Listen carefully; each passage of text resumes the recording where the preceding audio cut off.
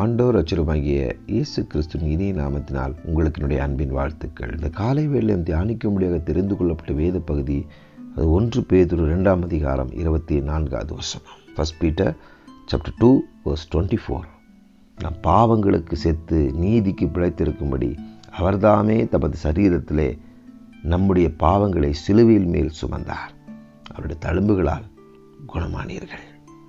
Who himself bore our sins in his own body on the tree, that we having died to sins might live for righteousness, by whose stripes you were healed. அவருடைய தழும்புகளாலே ஒரு சுகம். பரிசுத்த வேதாகமானது சுகம் என்று சொல்லும் பொழுது முதலாவதாக நாம் பாவத்திற்கு மரித்திருக்க வேண்டும். இரண்டாவதாக பழைய மனுஷன் சிலுவிலே அறையப்பட வேண்டும். மூன்றாவதாக கிறிஸ்துவோடு கூட நாம் அடக்கம் பண்ணப்பட்டிருக்கிறதை ஞானஸ்தானம் என்று வேதம் சொல்லுகிறது.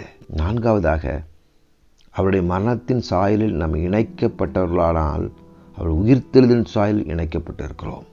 கிறிஸ்துவுடைய உயிர்த்தெழுதலின் சரீரத்திலே பிதாவுடைய மகிமை விளங்கிற்று, நம்மை பாவத்திலிருந்து விடுதலையாக்கிற்று.